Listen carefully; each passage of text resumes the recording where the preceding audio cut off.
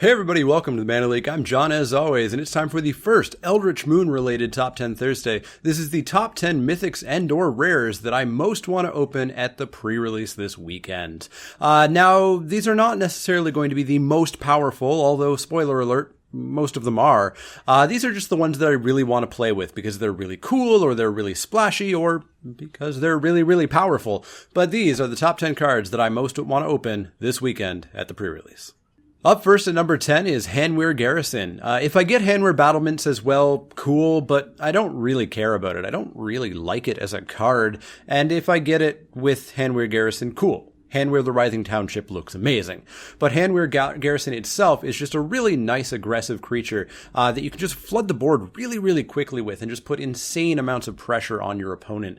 If I can go off with this pre-release, I'll probably just run over a ton of people who are playing clunky, janky decks who haven't gotten quite used to the new mechanics and the new cards and etc. And you can just really go to town with this card. So, number 10, Hanweir Garrison.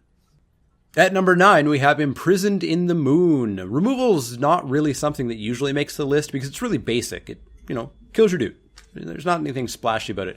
But Imprisoned in the Moon is an important story bit, and it's a really cool, different type of removal, turning a creature or a planeswalker into a basic, not technically basic, but a land that just makes colorless mana. Turning a creature into a boring old land is really powerful as far as my experience with Song of the Dryads is concerned. I've seen a lot of concern of people saying, but you ramp your opponent, you give them a land, oh no! So what? So what? Nobody ever says that about Path to Exile. Nobody says, oh, well, Path of Exile isn't good enough for Modern because you ramp your opponent by a land. That's no big deal. I would play Path of Exile any day. Yeah, Imprisoned in the Moon's a little bit worse because it's not an instant speed spell, but it's still really, really, really good. Getting rid of a really good creature in exchange for a colorless land, any day of the week I'll do it. Any day of the week. Number 9, Imprisoned in the Moon. Number 8 is Mirror-Winged Dragon. I really like this dragon. It's just a huge 4/5 flyer that's just going to beat for a lot of damage, and it's really going to make your opponent not want to kill it because it means wiping their board as well. I've seen similar comments to Imprisoned in the Moon to Mirror-Winged Dragon where people say, but watch out, your opponent could pump their entire team. That's true. That is something that you should look out for. That's something that you should look out for if you see Mirror-Winged Dragon on the other side of the table. Be aware that you can pump your entire team. But it's not going to be that incredible because your opponent's not going to do it main phase. And if they attack with their team into a board that has a dragon and probably some other things and it looks really weird, you know what's going to happen. You know they're going to pump their team with it. So yeah, you need to be aware that play exists. But it's so narrow and it's going to be so telegraphed that I don't think it's actually something that you should be concerned about, that you shouldn't play Mirror-Winged Dragon because of this possibility. It's still an amazing card. Play it. Be aware that play exists, but don't fear it. Don't worry about it. Just keep in mind that it could happen and watch out for it. So number 8, Mirror-Winged Dragon. At number 7, we have Ulrich. Ulrich is probably one of the less good cards to open up in sealed because it's pretty limited to the deck that you need to have your pool support. You need to have red-green, or at least one of those colors. At least he is splashable. He won't get any sort of werewolf synergies, but that's not that big of a deal, really. He's just so powerful if he flips, and even if he doesn't flip, and your opponent's not going to want to make him flip because it means you're getting an ability both sides, both times it goes there. It just seems like a really solid card and one I would love to see in my packs this weekend.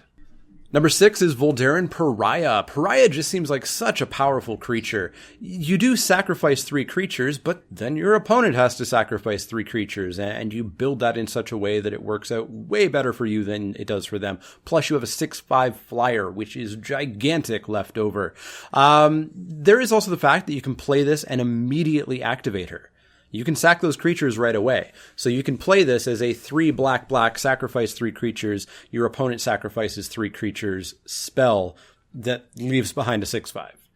It's a lot of rules text for one spell, but you could play it that way. Just looks super powerful to me, even if you can't madness it in. And if you can, boy, are you made. So Voldaren Pariah, number 6. Number 5, we have Thalia. Thalia is what I like in Limited. As awesome as giant, splashy flyers or tramplers are, or effects that massively change the game in a snap, I love medium-sized creatures that have an ability that just generates value over the rest of the game. And Thalia is that. 3/2 First Strike is going to do a ton of work on her own. The fact that it keeps your opponent constantly on the back foot by tapping down their creatures when they come in and their non-basics, which is not a big deal in Limited anyways, is just huge. Thalia looks fantastic. She needs very little support other than other white cards. That's all she needs. She doesn't need synergy. She needs other white creatures. So, number 5, Thalia. At number 4, we have Tamiyo, Field Researcher. I'm only human. Of course I want to open a Planeswalker. Tamiyo is going to be a little bit rough to make sure that you can play her, to make sure that you can play Bant. As I said in my set review, I don't think that you should be stretching yourself to play Bant. I think you should ideally be green, white, or green, blue, and then splash the third color. Going the full Bant isn't typically the right thing to do. I see a ton of new players play 3 colors at pre-releases. And you really just shouldn't. You really just shouldn't. This is a 2-color format. We've been in 2-color formats for a while. At pre-release, you really should be playing 2 colors and maybe a splash. Don't go the full 3 colors, even for Tamiyo. Go green-white, go green-blue, splash the third color. But Tamiyo just looks ridiculously powerful, and you'll probably play her even if you're blue-white, splash green. The only way you could not play Tamiyo is if you open your pool and your pool is clearly black-red. So Tamiyo, number 4. Number 3 is Docent of Perfection. Blue-Red Spells is a deck that I never really got to play in Shadows. I played it, I think, once, maybe twice. And I played a Blue-Black Spells Rise from the Tides deck as well. But it looks much more easy and much better, frankly, in Eldritch Moon. I really like the way that this looks with Docent of Perfection and Mercurial Geist and Thermal Alchemist and Weaver of Lightning and all the various Spells Matters cards that are in Eldritch Moon. So I definitely do want to try it.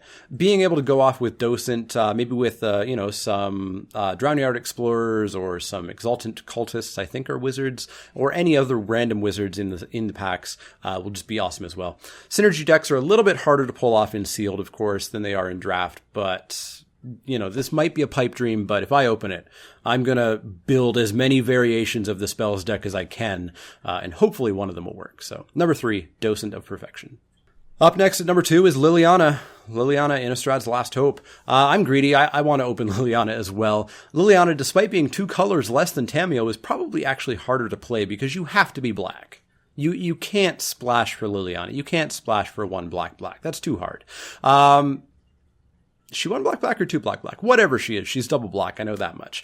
But yeah, if you're black, you should be playing her. She looks amazing. I really want to open her and be able to play her. Having weakness on a stick, having a variation of Macabre Waltz on a stick, being able to ultimate and just have an ever-growing, basically impossible to defeat army of zombies just looks amazing. So, number 2, Liliana. I really want to open her. Finally, at number 1, we have Gisela. Gisela the Broken Blade. Gisela, flying, lifelink, first strike, those words together for 4 mana are just incredible. Just incredible. That is such a beater. Like Handwear Garrison, I have no desire to get Bruna as well because that's just asking too much. I would love if I did, but I'm not going to push it. I just want, this Mythic and some Planeswalkers too. But Gisela just looks absolutely amazing. If you open her and can play her, you should be doing pretty well in the tournament. Flying, first strike, lifelink, 4/3 for 4 is ridiculous. Absolutely ridiculous. Just incredible. She is like one of the few A pluses in this set as far as I'm concerned. I think she's absolutely amazing and limited, and I really, really, really, really want to see her in one of my packs. So that's going to wrap it up for the top 10 rares and or mythics that I most want to open this week at the Eldritch Moon pre-release. Let me know what cards you want to most open. Are they some from this list? Are there ones that I missed that you really want to open? Let me know in the comments down below. As always, if you enjoy my content, click that thumbs up icon, click that subscribe button. You can find me on Twitter at TheManaLeak, L-E-E-K, like the vegetable, not the card. You can also find me at twitch.tv/TheManaLeak and Facebook.com/TheManaLeak. If you have any questions, comments, or suggestions, let me know. Otherwise, see you all this weekend for a pre-release recap.